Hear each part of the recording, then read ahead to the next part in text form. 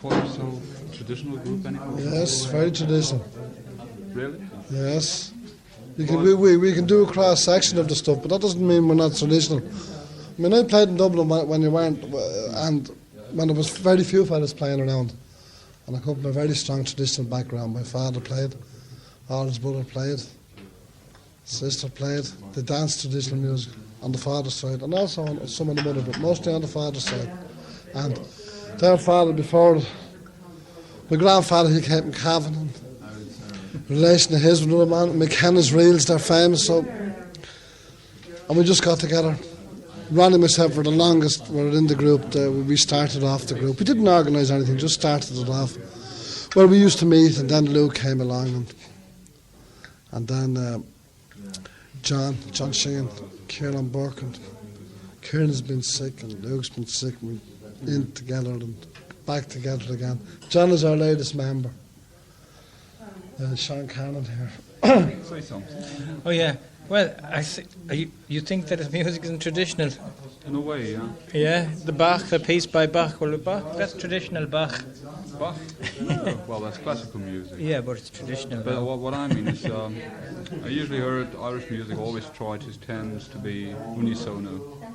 So everybody tries to be same note, same time, playing instrumental music. Oh, I see. Like a Cayley band. Everyone like plays the same yeah. line. Yes, I know what you mean. And that's in the that's in the instrumental music. Yeah. Yeah. Well, true. The Irish are not great. We're not great for our harmonies. But then, even on the other side, on the ballad music, usually it's unaccompanied music, isn't it?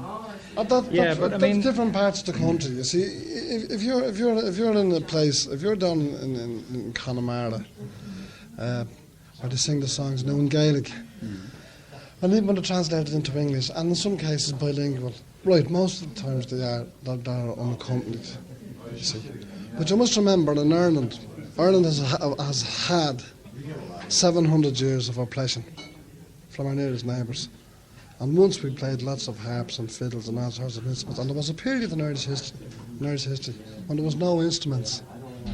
When there was no even instruments to play tunes, we had to lilt the tunes. Did you ever hear lilting? Mm-hmm. That's what that period happened. My grandmother actually lilted the tunes to my father to teach him the tunes. Did you never lilt on stage? I lilted and he lilted, yeah, sometimes. Yeah, but not as a song itself. On stage, I mean. I've never heard one on stage from you. Like Barney singing? No, lilting. Maybe not on the stage. No, there was. When we used to lilt one or two in Dublin. We did. Only he wasn't there at the time. Yeah. Could do it, no bother. No. But anyway, my father used to play traditional fiddle as well, so I heard traditional music from the time I was born. So I think it's the attitude of instruments. You think that you're going away from the. See. I think there might be other, like the chieftains play Irish traditional music, but they have an approach where there's some harmony as well in arrangements, harmonical arrangements. But that doesn't take away from the fact that it's from traditional origins. On the other hand, aren't you fed up with singing Seven Drunken Nights and Whiskey in the Jar? Fed up with it. We're sick of it. But you see, the problem is you have to bring it in because they want it. Yeah. It's like if there was, if you went to a classical concert and it was Beethoven and somebody didn't do his fifth, so we didn't hear Beethoven. Yeah. And that's been played for hundreds of years. It's a strange thing. You have to bring in something new. But one time we done a complete strange concert. They're gone. Something. That's not what I wanted to hear. It's unfortunate, but sometimes you have to bring it back. If you went to a Beatles concert now, you'd want to hear them singing "She Loves You" and "Hey Jude" and all them. That's what I would want to hear if I went to a Beatles concert. Not something very weird, because that's what I remember. And they made those songs famous, and that's what made them famous. And it's the same with the songs in the Dubliners. Seven Drunken Nights was a very big hit, and it established, I suppose, in an international scale, it established the band. And that's sometimes it's not often that Ronnie sings that, really, is it? No, it's just under pressure sometimes. Well, as you said, now, if you went to hear Fats Domino, everybody's well. I hope he does Blueberry Hill sometime. Look, it's funny. It's a strange. It's very hard when you're dealing with people and yourself and human. It's very hard to know what the hell to do. Well, there's a lot of new things in there in that concert, isn't there? Yeah. A lot of new pieces. That's the thing I wanted to come to. Would you call yourself, in a way, your music? Would you, well, let's say, would you use it see it as a musical weapon, as a political weapon as well? You often get asked that question. But I suppose it is in a way, because it shows that it isn't all guns. They're just as powerful. The pen is more powerful than the guns. Sometimes, but then again, you have another sign that action speaks louder than words. So signs kind of contradict one another. Like, for instance, if you hear the sign like, "Oh, the more the merrier," to contradict that, too many cooks spoil the broth. You see, many hands make light work. Then you hear, "Oh, too much of anything is good enough for nothing," you know. But in the music, like when you listen to the dance music, we do a cross section of stuff, like contemporary stuff. Swing music.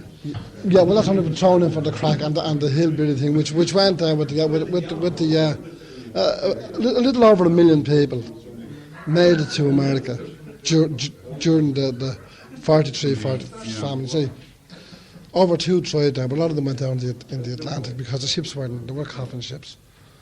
Some of them settled in the Appalachians, a lot of Scottish people, a lot of English people and Welsh people, and a lot of people from the continent here. And so you have a great mixture. If you listen to some of the modern mountain music, which they now call bluegrass, you know, you can hear the real in it. You can also hear the black influence with the banjo, because the white man adapted the banjo from the Negro. You see, and there was white savages to the States. Everyone thinks it was all black. There was white people. There was Irish people that went out there they had a nice name for slavery. It was called white servitude to the States. And had they worked for a few years, they could come back, but they never came back. But if they could escape, they could get far enough north into the Appalachians maybe and settle down there. And you know, if the North American Indian escaped, you couldn't catch him in his own country. So until as late as 1830. There was white servitude, and then they decided, well, the only ones we can keep is the black people, because if they escape, they can't change the colour of their skin. So you had the music mixed in that. That's where the music comes in with the American music, because a lot of mix of Celtic, old Gaelic Celtic music, and old music from this part of the world, and you know, English music mixed in with it. And you can hear it. You can actually hear it in the bluegrass, the modern version of bluegrass. You can hear the swinging it, and you can hear the reel and the jigging it, which I think it's all a reflection. But you have a lot of people in Ireland singing. For instance, you have the so-called rebel songs, and you have the soul song, this song. Look, I'd say for about every 300 rebel songs you'll hear, there's about 5. There's a few good ones which are tastefully written. For a song like the Foggy Dew, you know, but all this fella, yeah, man done this and he jumped here and he shot that and he. There's a lot of rubbish been written, like there's been a lot of rubbish rock written. See, but at the same time, the music of Ireland, the genuine traditional music, reflects the people of Ireland and reflects their history, because in the genuine traditional music there is no in between. You have either a lamentation, like that one that Nigel and we played, which was from the penal days, but it's quite relevant to what's happening in the northeast of Ireland today. And the Irish name for it was Ireland in Nosen K.E. Because we were forbidden to mention the name, and what it means in English is, of Ireland we shall not mention her name. Well, now, on the other side, you had the lively dance, the jig and the reel and the hornpipe, which reflect happy occasions. Do you know what I mean? It's not just how we sit down. And then you have the other side, you have the love songs, and you have the songs about the Industrial Revolution, which England is famous for, the great songs of Lancashire during the milling days, the miner songs, the songs of the fishermen. And that's one of the reasons, like Ronnie said years ago, one of the main differences between the folk music and of any country is that you have a better cross section of stuff because it reflects, apart from the history, it reflects different walks of life. You have songs of the carpenter, the blacksmith, the fisherman, whereas all rock songs, the rock songs most of them were he and she until the Beatles came along. Then it was on the one story, it was all on the love story all the time. Do you know what I'm trying to say? Yeah. And the Beatles wrote other songs about different walks of life. If you notice, a lot of rock songs today have more stories attached to them, like the folk songs. You know what I mean, John? All you could hear was he done this and she that, and he, yeah, you know. There's one special song which the whole group likes. All of them really like it. Well, my favourite there is that one of Ireland, I shall not mention her name, which is the one that we played. There's a song, it is a song in It Gaelic. is a song in Gaelic, but I haven't got the words. No. John, you would have a book. I have a book with the words in Gaelic. And there's also, I heard a song sung in English to that air, and the fellow wouldn't give it to me. I met him in London, but he wouldn't give me the words. Translation. I couldn't say if it was a translation. There's the one Sean sings to a classical air, what's the Boatman? It's to the air it's one of Tchaikovsky's air. It's a lovely thing, that. Oh yeah, that's a modern folk song, if you like to call it that. A man I know in Wolverhampton in England wrote a song called John of Dreams, and he set it to some music by Tchaikovsky. And that's a very nice song. On the other way, would you like to do concert everybody on your own, not as a group, the Dubliners, maybe all 4 or 5 on stage together, but all doing solo things? We do. Not as a group. Yeah. You see what I mean? Well, everybody does a solo now. Yeah. Barney does his solo, and But still, there's I do somebody a playing solo. with But an then- accompaniment. But it's still the Dubliners on stage. Yeah, I know. You see what I- Well, we do sometimes do that, you know. We do that on odd time, you know, when we're playing. Can you understand? Am I talking too fast? No, perfect. Right. I lived in Ireland. Well, do you know Fulham Broadway in London? Now, there's a friend of ours there, John Bow. He's there for 15 years. He's a very good accordion player. And you have there's another young lad, London Irish fellow, Mick O'Connor, born and real London accent. What have we got here, mate? He's a very great traditional banjo player. Yeah. Lots of concert flute players and whistlers and traditional singers, and they get in there every Friday, Saturday and Sunday, Thursday, Friday and Saturday, and that's when we get in, and you'll hear just nothing only because it's a free for all, and that's where you hear just the pure traditional stuff all the time, and we like to do that. But when you're playing in concerts like this, you've such a cross section. You more or less end up doing a cross section of stuff, you know. Well, yes. But really good. We always go back to the tradition. Question special for him. How does it feel as a young man in a group of grown-ups? We're all the same. We're all the same age. Yeah, I know. I mean, But I'm new to it. I see what you mean. Well, it's great. Great. I like it, yeah. you like it? Oh, yeah. It's great. It's hard travelling around. I was up at 6:30 this morning. 6:30. And then, I don't know why it might be 6:30 before we go to bed, will it? No. It's hard. But it's just the travelling around. But you get used to that. Sure, I'm used to that for years myself, travelling around everywhere. It's nice. When we go back now, we're going to have a session with an old uncle of mine, Uncle Barney. He's nearly 80, fiddle driver, you know, fiddle player. And we have those sessions with him. He comes out an odd time and plays, you know. And that's what keeps it alive at home.